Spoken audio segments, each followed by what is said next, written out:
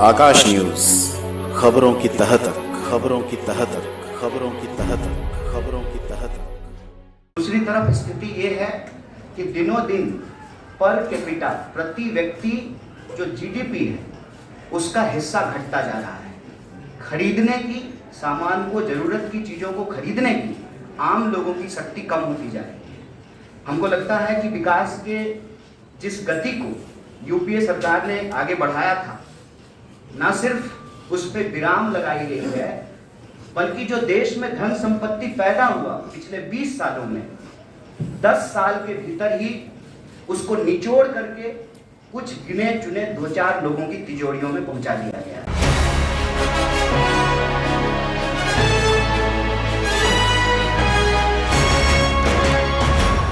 दिल्ली प्रदेश कांग्रेस द्वारा press conference कर कांग्रेस के तीनों उम्मीदवारों का, जिसमें कन्हैया कुमार, जेपी अग्रवाल एवं उदित राज का हुआ प्रेजेंटेशन।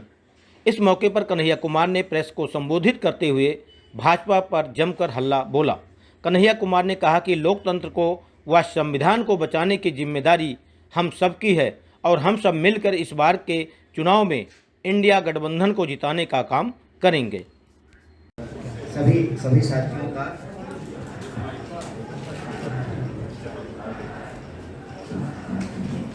कैमरा के पीछे जो हमारे साथी काम कर रहे हैं, सभी दोस्तों का, डिजिटल मीडिया से, सोशल मीडिया से, यूट्यूब चैनल चलाने वाले सभी संवाददाताओं का, पत्रकार साथियों का दिल्ली प्रदेश कांग्रेस कमेटी राजीव भवन में हम हार्दिक स्वागत करते हैं और आपका बहुत बहुत धन्यवाद करते हैं। आप इसको कवर करने के लिए, आप इसका रिपोर्ट करने के लिए मौजूद हैं और मैं शुक्रिया अदा करना चाहता हूँ, धन्यवाद कहता हूँ हमारी दिल्ली प्रदेश कांग्रेस कमेटी के सभी कार्यकर्ताओं का, दिल्ली की जनता का, और दिल्ली प्रदेश कांग्रेस कमेटी के हमारे अध्यक्ष लवली जी का, और कैंपेन कमेटी के हमारे इंचार्ज चोपड़ा जी का, और हमारे दोनों वरिष्ठ साथी जो दिल्ली से कांग्रेस पार्टी की तरफ से, इंडिया ग्रुप की तरफ से जो प्रत्याशी बनाए गए हैं, कांग्रेस पार्टी ने जो प्रत्याशी बनाया है, तो अपने कांग्रेस नेतृत्व का कि उन्होंने हम तीनों साथियों को दिल्ली में जो कांग्रेस पार्टी के हिस्से में 3 सीट आई है उस पर एक उम्मीदवार के तौर पे चयनित किया है। मैं सबका बहुत बहुत धन्यवाद करता हूं और मैं ये सबसे पहली बात कहना चाहता हूं कि हम देश में 543 सीटों पे चुनाव लड़ रहे हैं। हम में से बैठा हुआ कोई भी इंसान किसी एक सीट का उम्मीदवार नहीं है। ये इस वक्त मौजूदा हालात में, देश में जो राजनीतिक परिस्थिति है, जो आर्थिक हालात हैं, महंगाई जिस तरीके से इस देश के आम लोगों की जान निकाल रही है, बेरोजगारी जिस तरीके से ऐतिहासिक रूप से सबसे ज़्यादा है, और रोज बरोज अमीरी और गरीबी की जो खाई बढ़ती जा रही है। एक तरफ तो कुछ लोग दुनिया के सबसे अमीर लोग बन गए हैं, दूसरी तरफ स्थिति ये है कि दिनों दिन पर कैपिटा प्रति व्यक्ति जो जीडीपी है उसका हिस्सा घटता जा रहा है। खरीदने की सामान को, जरूरत की चीज़ों को खरीदने की आम लोगों की शक्ति कम होती जा रही है। हमको लगता है कि विकास के जिस गति को यूपीए सरकार ने आगे बढ़ाया था, न सिर्फ उस पर विराम लगाई गई है, बल्कि जो देश में धन संपत्ति पैदा हुआ पिछले 20 सालों में, 10 साल के भीतर ही उसको निचोड़ करके कुछ गिने चुने 2-4 लोगों की तिजोरियों में पहुंचा दिया गया है। एक नौजवान होने के नाते, इस देश का एक साधारण नागरिक होने के नाते, यह हमारी जिम्मेवारी है कि हमको आने वाली पीढ़ियों को जवाब देना पड़ेगा कि जब देश लुट रहा था, इलेक्टोरल बॉन्ड के नाम पर चंदा दो और धंधा लो, ये खेल चल रहा था, तब हम क्या कर रहे थे। जब इस देश को अंग्रेज की नीतियों की तहत फूट डालो और राज करो, देश को बांटने की साजिश चल रही थी, जाति को जाति से लड़ाओ, धर्म को धर्म से लड़ाओ, तो आने वाली पीढ़ी हमसे पूछेगी कि हम क्या कर रहे थे। तो मैं पहली बात आपसे कहना चाहता हूँ, हम तमाम बैठे हुए लोगों के लिए एक सीट बनना, एक सीट प्राप्त करना, एक एमपी बनना महत्वपूर्ण नहीं है। महत्वपूर्ण है इस देश की संविधान के शासन को बचा करके रखना, जिसको कांग्रेस पार्टी ने बनाया, जिसको महात्मा गांधी के आदर्शों पे बनाया गया, डॉक्टर बाबा साहब भीमराव अंबेडकर के आदर्शों पे बनाया गया।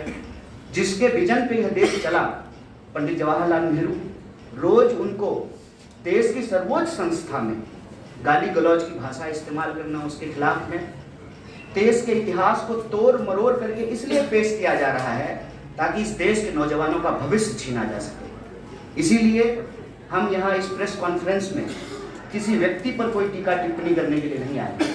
हमारे पास दिल्ली के लिए, दिल्ली की 7 सीट के लिए और देश की 543 लोकसभा सीट के लिए एक सकारात्मक एजेंडा है।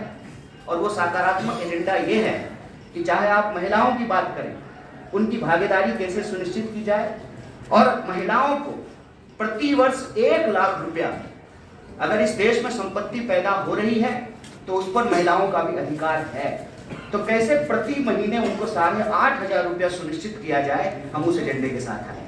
नौजवानों को जो पढ़े लिखे हुए हैं, अगर डिग्री है तो नौकरी है, इसकी गारंटी कैसे की जाए, कैसे पढ़े लिखे नौजवानों को 1 लाख रुपया अप्रेंटिस योजना के तहत उनको दिया जाए, कैसे, जैसे जब कांग्रेस पार्टी की सरकार थी, यूपीए की सरकार थी, तो मनरेगा लाया गया, काम की गारंटी की गई। तो जब दिल्ली में हम 7 सीट जीतेंगे तो शहरी क्षेत्र में भी हम कैसे शहरी क्षेत्र के लिए मनरेगा ला पाएं। देश के किसानों के लिए, अगर इस देश में बड़े धन पशुओं का कर्जा माफ हो सकता है तो किसानों का कर्जा क्यों नहीं माफ हो सकता है। तो स्वामीनाथन आयोग के आधार पर एमएसपी का कानून बनाना है। और आप जानते हैं यहाँ महिलाएं बैठी हुई है, अगर इस देश में कानून नहीं होता तो आज भी जो है महिलाओं को दहेज के चलते प्रताड़ित किया जाता, उनको जला करके मारा जाता। तो कैसे हम कानून बना करके किसानों की रक्षा कर सकते हैं। और हिस्सेदारी का जो सवाल है, देखिए हम कहाँ पैदा होंगे, किस धर्म में पैदा होंगे, किस जाति में पैदा होंगे, हमारा लिंग क्या होगा, ये हमारे हाथ में नहीं है। हम में से बैठा हुआ कोई इंसान ईश्वर के घर में एप्लीकेशन नहीं दिया था कि आप मुझे कहाँ पैदा करेंगे। ये जीवन का एक महज संयोग है। तो किसी इंसान के साथ महज उसके जन्म के आधार पर, उसके लिंग के आधार पर, भाषा और बोली के आधार पर अगर भेदभाव की जाए तो ये शहीद आजम भगत सिंह की संकल्पना नहीं है। हमको हमारे देश के जो विचारक हैं, जो महामानव हैं, महापुरुष हैं, उनके रास्तों पर आगे बढ़ाना है और सकारात्मक एजेंडे के साथ आगे बढ़ाना है। इसीलिए आखिरी बात अपने सभी साथियों को धन्यवाद देते हुए कि नॉर्थ ईस्ट दिल्ली के लिए हमारे पास सकारात्मक एजेंडा है। एजेंडा ये है कि 10 साल से सांसद हैं वहां पे, वो इधर उधर की बात ना करें, वो तो सिर्फ ये बता दें कि 10 साल में नॉर्थ ईस्ट की जनता के लिए उन्होंने क्या किया है। ट्रैफिक की व्यवस्था को दुरुस्त करने के लिए क्या किया है। आप करावल नगर जाकर के देख लीजिए, सड़कों की हालत देख लीजिए, आपको कई बार ऐसा महसूस होगा कि हम दिल्ली में हैं। सड़कों की हालत देखिए, जो वहां पे विकास के कार्य हैं, कितनी जगह पे सांसद महोदय के नाम का पत्थर लगा हुआ है। और आपको मालूम है, दूसरे के मकान पर अपना नाम लिखने में माहिर हैं ये लोग। अगर ये कुछ काम किए होते तो एक करते 50 गिनाते। अगर इनके पास गिनाने के लिए एक भी काम नहीं है, इसीलिए ये समाज के अंदर नफरत फैलाने का काम कर रहे हैं, मुद्दों को भटकाने का, गुमराह करने का काम कर रहे हैं। हम उनके इस मुद्दों के भटकाने और गुमराह करने की साजिश में नहीं फंसेंगे। जो हमारी लोकसभा के, नॉर्थ ईस्ट दिल्ली लोकसभा के जो आम लोग हैं, चाहे वो किसी भी जाति समुदाय के हों, उनकी शांति की व्यवस्था करना, उनकी एकता को सुनिश्चित करना और उनके जो रोजी रोटी का सवाल है, उनके जो कामकाज का सवाल है, उसको हम लोग सुनिश्चित करेंगे। इसी एजेंडे के साथ एक बार पुनः आप सब लोगों आए, खबर दिए, इसके लिए बहुत बहुत धन्यवाद और हमारी पीपीसीसी को बहुत बहुत धन्यवाद।